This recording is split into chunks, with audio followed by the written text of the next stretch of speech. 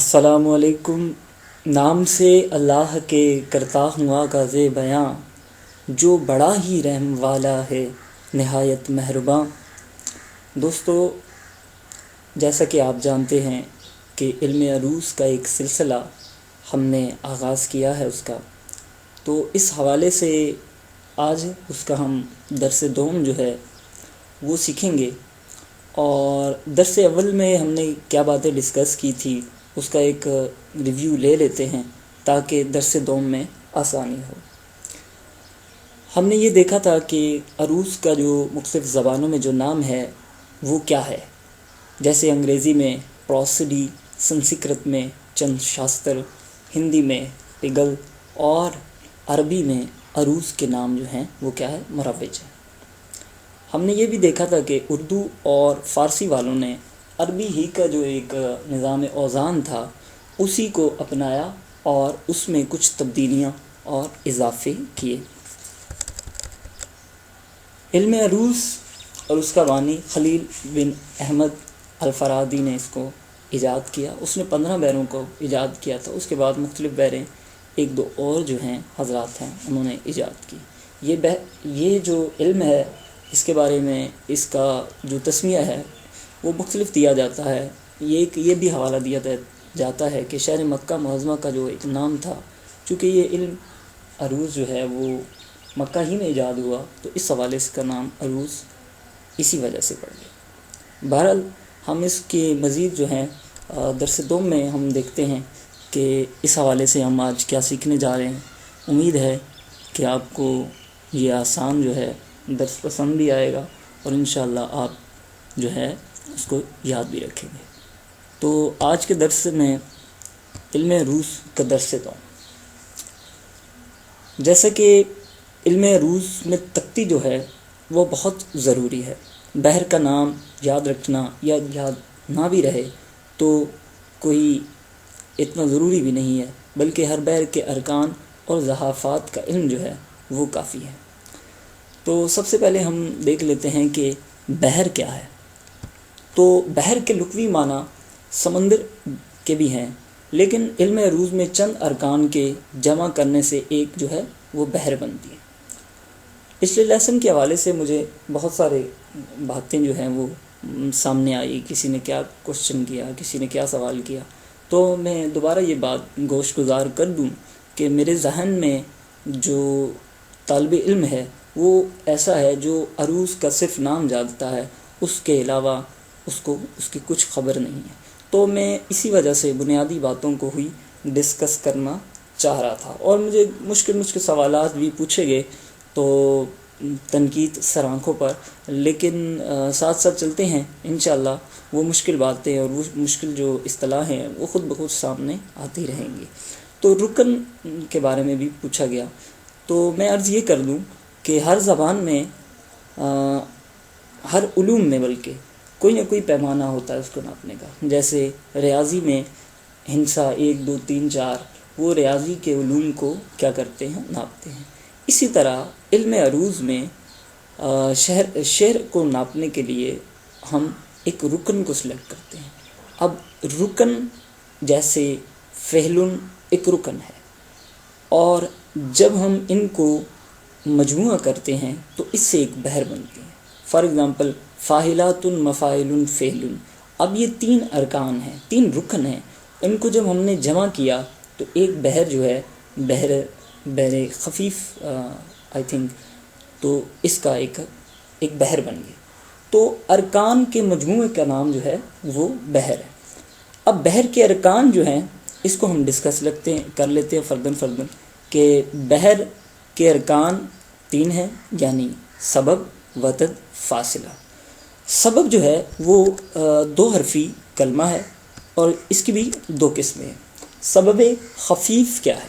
سبب خفیف میں ایک حرف جو ہے وہ کیا ہے، متحرک ہے، اور ایک حرف ساکن ہے۔ ایک حرف متحرک اور ایک ساکن، جیسے دوسرا ساکن ہے، جیسے غم۔ اب غین پہ زبر ہے اور حرکت ہے، جبکہ میم پہ سکون ہے۔ اسی طرح دل، اسی طرح ڈر اور اسی طرح جا. تو یہ سبب خفیف کی مثال ہے. سبب ثقیل میں ہم اگر دیکھیں تو دونوں حروف جو ہیں وہ کیا ہیں؟ وہ متحرک ہیں. دونوں حروف متحرک ہیں. جیسے دلے، دلے. اب دلے میں دال اور لام دونوں متحرک ہیں. غم دل، غم دل. اب غم غین اور میم جو ہے یہ متحرک ہے. تو یہ سبب کی مثال ہوگی. اسی طرح اگر ہم وطد پہ چلیں تو وطد جو ہے وہ سے حرفی کلمہ ہے. اس کی بھی دو قسمیں ہیں. وطد مجموع مطلب کہ دو حروف پہلے جو ہیں وہ کیا ہیں؟ وہ متحرک ہیں، جبکہ آخری کا ہے جو آخری رکن حرف ہے وہ ساکن ہے. اس کی مثال بھی ہم دیکھ لیتے ہیں. جیسے دیا. اب دال یہ متحرک، الف سکون. اسی طرح لیا، اسی طرح نظر، اسی طرح جگر. تو یہ سارے جو ہیں یہ وطد مجموع کی مثال ہے. وطد مفروق یہ ہے کہ پہلا اور آخری وہ متحرک ہونا چاہیے.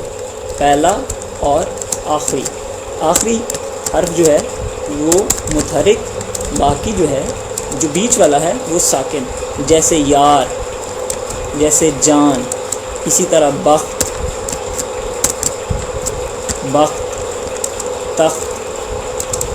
اب کچھ لوگ یہ کہیں گے کہ جو نون ہے، جیسے فار ایگزامپل یار میں الف پہ بھی سکون ہے اور رے پہ بھی.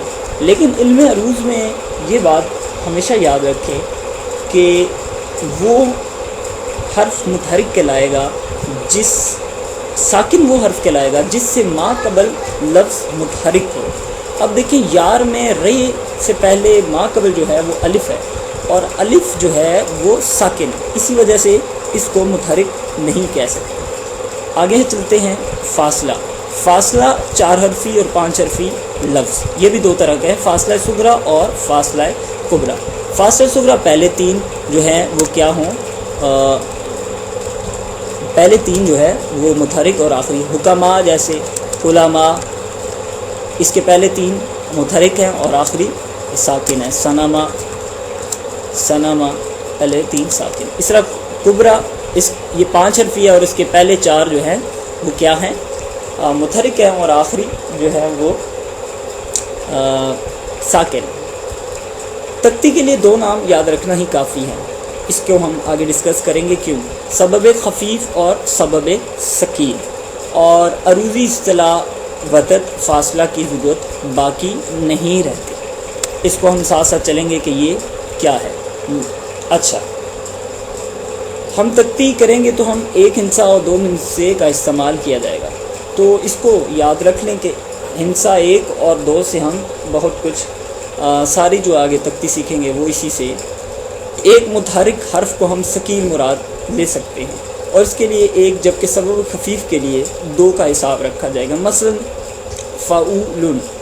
اب فے جو ہے یہ ایک متحرک حرف ہے، اور او سبب خفیف اور لن سبب خفیف کی مثال ہے. پہلا حرف فے متحرک مفرد ہے، اس کو 1 سے ظاہر کیا جائے گا، جبکہ او ایک سبب خفیف ہے جسے 2 سے ظاہر کیا جائے گا.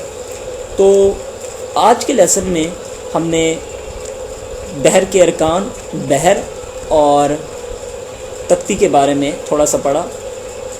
تو انشاءاللہ مجھے امید ہے کہ آپ لوگ اس کو یاد رکھیں گے. اور اس حوالے سے میں گزارش یہ کر دوں کہ اس حوالے سے کوئی بھی کوشچن ہو تو آپ ضرور جو ہیں اس کو ڈسکس بھی کریں، اور اگر کوئی مجھ سے اس میں غلطی بھی ہوئی تو مجھے اصلاح کا موقع بھی دیں شکریہ کے ساتھ. تو انشاءاللہ اگلے درس کے لیے پھر ملتے ہیں. اللہ حافظ.